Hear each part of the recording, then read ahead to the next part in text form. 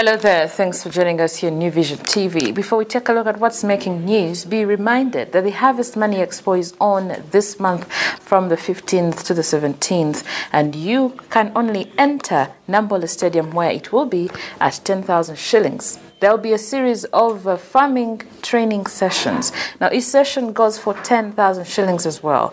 We'll see you there under the theme, Farming as a Business. Now, into the news, Uganda's best 5 teachers are in Ireland on a study tour, and on Thursday, they took part in a national conference to discuss the best ways of improving the teaching and learning processes in schools worldwide. The conference held at City West Hotel on the outskirts of Dublin City in Ireland hosted over 60 teachers and educationists from all over the country. New Vision TV's Conan Businge is in Ireland with the teachers, and we have more details.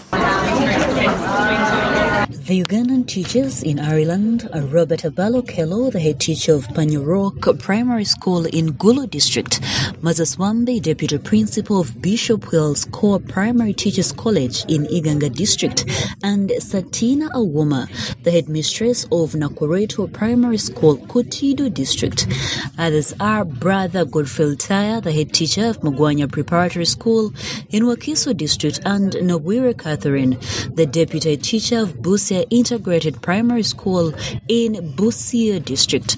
The 5 on Thursday took part in the national conference to discuss the best ways of improving and teaching and learning the processes in schools all over the world. The conference was organized by Worldwide Global Schools Organization, which was started by the Irish Aid, the sponsors of the Teachers Making a Difference Awards. Worldwide Global Schools was established in 2013. Since then, the program has worked with 350 schools nationwide in pursuit of an aim to integrate global citizenship education into all aspects of teaching and learning, all post-primary level. The organizer of the conference, Lizzie Non, who is an officer with Worldwide Global Schools Education, explains how this is done. I was just telling Conan how the Worldwide Global Schools program runs. We're fully funded by Irish Aid, and we support schools in Ireland, in the Republic of Ireland, to roll out global citizenship education in their schools.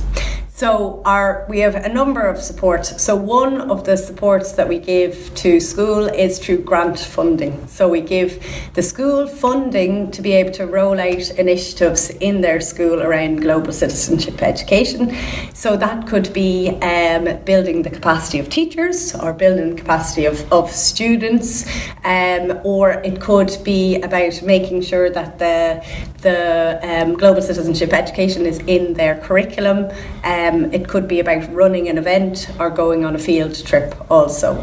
There's a small number of our schools also that have global school partnerships with schools in Uganda and in Zambia and in Kenya as well. And they use the funding just to keep that link going between the schools. So usually they would, the 2 schools would focus on a particular sustainable development goal, and they'd work together and compare and look at the similarities and the differences between that particular goal in each country. So that's just one of our supports. They do this by providing a comprehensive range of support and interventions for schools, including grant funding, training, events, resources, and 5 personalized support from staff teams.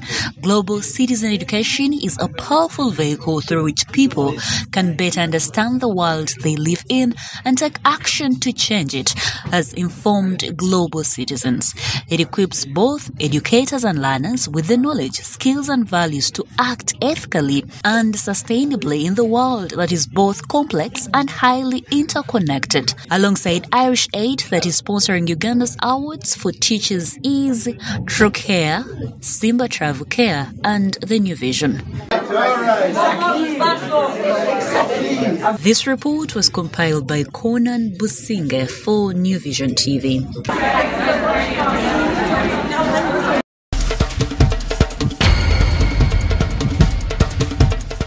Moving on, the United Nations top political official concluded a two-day visit to Somalia, where she held discussions with the federal government of Somalia and women representatives of the country's civil society. Rosemary DiCarlo, the UN Under Secretary General for Political and Peace-Building Affairs, held meetings with President Mohamed Abdullahi Mohamed Farmajo, Prime Minister Hassan Ali Khaire, and a group of federal cabinet ministers.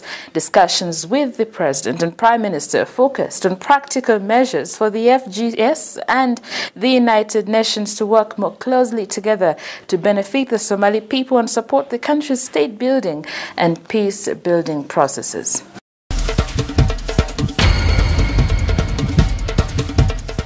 In sports news, local corporate companies will no longer have to fight for the limited slots on the formerly solo sports platform following the launch of the corporate games at kickoff Sunday at Nambole. Initially, the 18-year-old corporate league was the only corporate sports body that ran the championship that involves corporate organizations. However, an increase in participation fee to 7 million from 5 billion shillings this season sparked the breakaway of former chairman Richard Okoth and other members to form corporate games.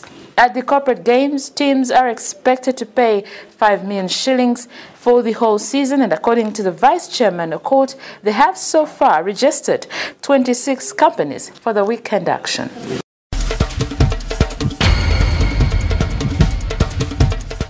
You're still watching New Vision TV, and now for Pearl of Africa series, we take a look at Bushenyi District banana plantations. No homestead is complete in Bushenyi District without a banana plantation in the vicinity. The area is one of the leading producers of matoke. The reason the president established a banana project to process excess matoke that is not absorbed by the market. Bushenyi lies southwest of Kampala and a few kilometers from Queen Elizabeth National Park. Take a look. Bushenyi district is about 300 kilometers southwest of Uganda's capital city, Kampala. In this district lies huge banana plantations. They are locally known as matoke. Bushenyi district is the leading producers of this crop as opposed to many districts in Uganda.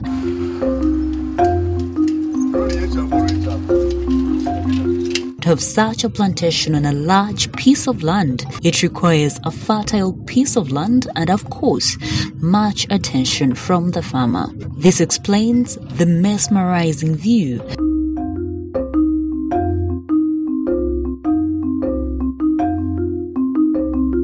2 decades ago, bananas were food to the residents, and the excess would be cut down to either fertilize the soil or feed the animals, especially cows.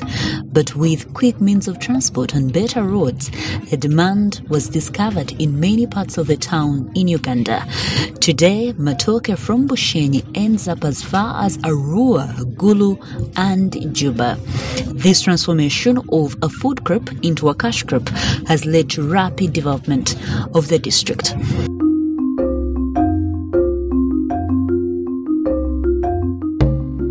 Now for more Pearl of Africa stories, visit our website, which is www.newvision.co.ug. Our newspaper, The Sunday Vision, is also our home of adventures, so grab your copy every Sunday for Pearl of Africa stories.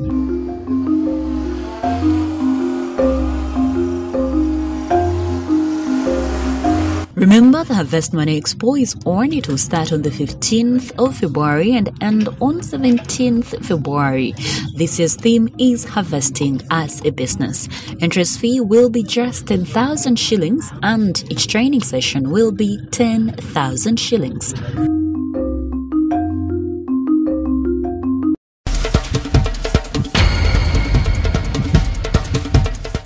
And that's all we had for you. Thank you for watching. Be sure to catch more updates on your mobile, on your desktop, on your tablet, anywhere on the go by visiting www.newvision.co.ug/video.